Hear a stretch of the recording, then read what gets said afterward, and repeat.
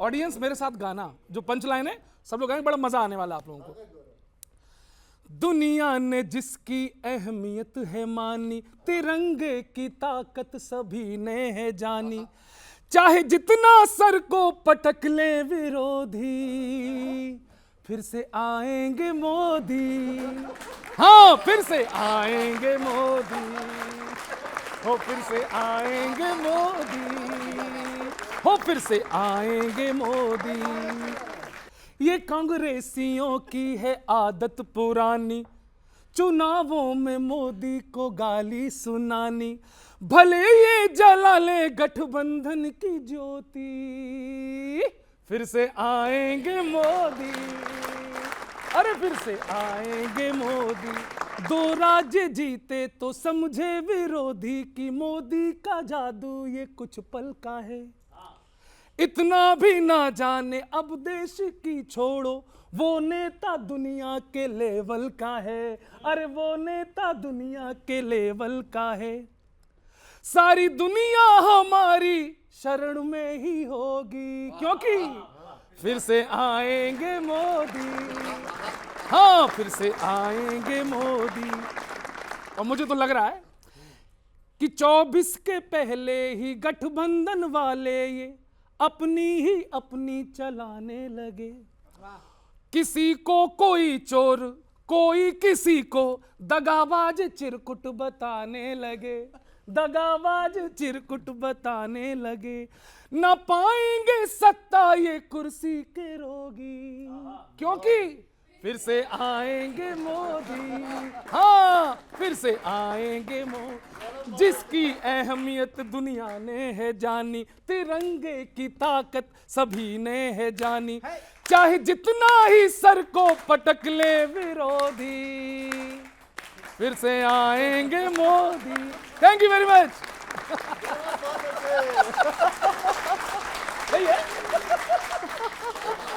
ताकत, और उससे पहले कहा कि मैं सच कह रहा हूं, तो सच बात है, तिरंगा कांग्रेस का है और देश का भी है, और वो ताकत आप समझ रहे हैं।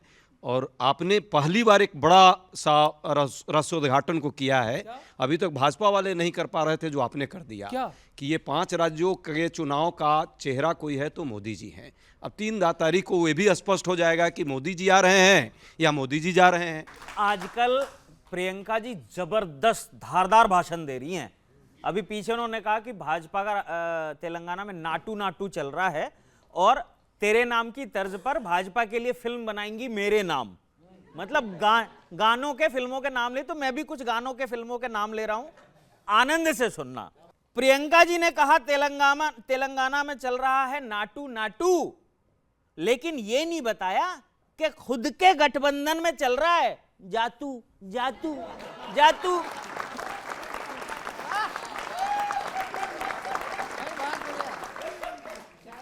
जातू रैलियों में फिल्मों के नाम और गाने बता रही हैं। लगता है आजकल प्रियंका जी बॉलीवुड से स्क्रिप्ट मंगवा रही हैं।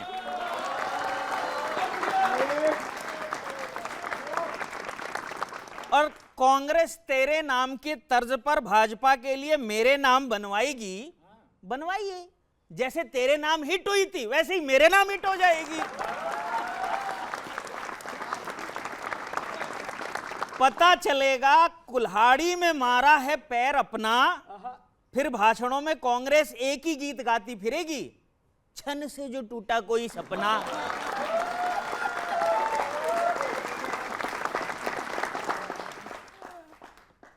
कांग्रेस ने सब सोच लिया है कि कौन कहां बनेगा मुख्यमंत्री। कभी आप वेलकम की सोच रहे हो और जनता कह they know entry.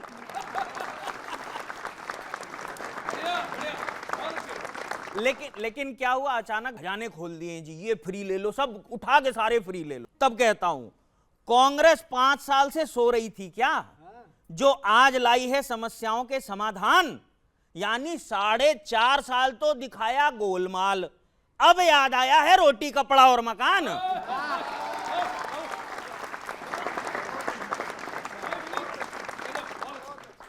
Congress x ray की बात कहती है, सपा कहती है एमआरआई कराना पड़ेगा, पर हालत देखकर तो लगता है सबसे पहले गठबंधन पे प्लास्टर चढ़ाना पड़ेगा।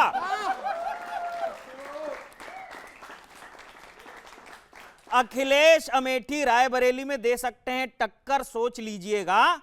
जब दोस्ती ऐसा हो तो हारने पर दोस्त किसको दीजिएगा? कौन इक्का है कौन बादशाह, गठबंधन अपने पत्ते खोल नहीं पा रहा है। खुद के फेंके छिलके पर फिसल के चोट लगी है, इसलिए बोल नहीं पा रहा है। और लास्ट लाइन, अंतिम पंक्ति उठाना इस कविता की, इसलिए बोल नहीं पा रहा है। हर मेंबर चाहता है कि वो सत्ता की ऊंचाई तक पहुंच पाता। गठबंधन ने हेलीकॉप्टर तो खरीद लिया है, पर उड़ाना किसी को नहीं आता। बहुत बहुत धन्यवाद, बहुत आभार। वाह। कवि विनीत पांडे जी का मैं बड़ा आदर करता हूं, बड़े ही व्यंग्यात्मक शैली में और तथ्यों को रखते हैं आप। ठीक है, गठबंधन पर प्रश्न करना चाहिए, आप करेंगे और हम चाहते भी हैं कि यही तो लोकतांत्रिक प्रक्रिया है कि बातचीत, वाद विवाद, संवाद जारी रहना चाहिए। पर बताओ तो सही, टूट कैसे रहा? कहीं कोई टूट नहीं रहा है। राष्ट्रीय राजनीति में गठबंधन का जो परिप्रेक्ष्य है, ये हमारे नेताओं ने भी और सभी नेताओं ने। लोकसभा के लिए था तो भाई इसके बाद शुरू करते हैं ना, ये विधानसभा के बाद नहीं, लोकसभा जस्ट 6 महीने बाद होना है, तो निश्चित तौर पे उसकी तैयारी प्रोसेस में चल रही है। और विधानसभा में सबने स्पष्ट कर दिया है, ये हमारे यहाँ नहीं है सिर्फ। मिजो नेशनल फ्रंट जो है, मिजोरम में जहाँ चुनाव अभी हो रहा है 5 राज्यों का, केंद्र में एनडीए 38 पार्टियाँ जो हैं एनडीए की, मोदी जी जिसको बुलाया था, एक दिन बैठाया भी था, उसके बाद अब याद नहीं उनको आई। उन पार्टियों में एक हिस्सेदार है मिजो नेशनल फ्रंट, जहाँ सरकार थी मिजोरम में। आज चुनाव के वक्त वो इनसे अलग हो गया, उस पर कोई प्रश्न नहीं। लेकिन मैं कर लेते हैं। हाँ भाई, वो कैसे अलग हो गए? देखिए किशोर जी, जो इंडी गठबंधन बना उसका तो अंतिम परिणति हो चुकी है, अंतिम संस्कार भी हो चुका है। आप देखिए छत्तीसगढ़ के अंदर जाकर के आम आदमी पार्टी कितने उनके ऊपर आरोप लगाते हैं भ्रष्टाचार पे, भूपेश बघेल के ऊपर। उसी तरह से कमलनाथ से पूछा जाता है, कमलनाथ कहते हैं कौन अखिलेश वखिलेश है ये जो समाजवादी पार्टी है। तो ये साफ साफ दिखाता है कि जो कह रहे थे ना आपके कवि महोदय, कहते लाइन पे आ जा, तो लाइन पे ये लोग आ गए। और झोला उठा करके कौन जाने वाले हैं पूरा देश जानता है कि 2024 के अंदर भी हैट्रिक लगाने वाले हैं नरेंद्र मोदी जी, वही देश के प्रधानमंत्री बनने वाले हैं।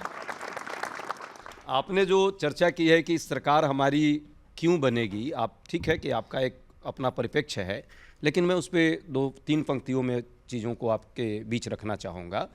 हमारी सरकार क्यों?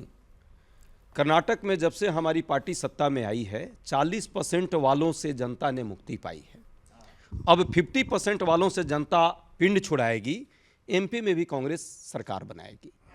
छत्तीसगढ़ महतारी का हमको आशीर्वाद मिलेगा। कांग्रेस के लिए किए हुए जो काम है उसका दोबारा इनाम मिलेगा। राजस्थान में आप चर्चा करते हैं ना बार बार कि ये हो गया वो हो गया, आपस में कुछ नहीं। राजस्थान में कांग्रेस का कुछ नुकसान नहीं होगा, बीजेपी का वहां भी कोई नामो निशान नहीं। अच्छे दिन के झांसे में सिर्फ काली रात होगी और जनता के लिए बस जुमलों की बरसात होगी। आज अजय जी पूरा एकदम बहुत अच्छा से पंक्तियां लिख करके लाए। देखिए, जो कहते हैं छत्तीसगढ़ में हमारी सरकार बनेगी, तो 30% भूपेश काका की ना सरकार बनने वाली है। 40-50 पे बात करें, 30% छत्तीसगढ़ में चल रहा है। 30% छत्तीसगढ़ में चल रहा है। 30% भूपेश काका अब की बार नहीं आएगा काका। और जहां तक राजस्थान की बात है, तो राजस्थान में ना सचिन का प्लेन टेक ऑफ होने वाला है और ना गहलोत का लैंड होने वाला है। और जहां मध्य प्रदेश की बात कर रहे हैं, तो कमलनाथ और दिग्विजय सिंह का बंटाधार होने वाला है। तो साफ साफ है कि तीनों जगह भारतीय जनता पार्टी की सरकार बन रही है। क्या बात।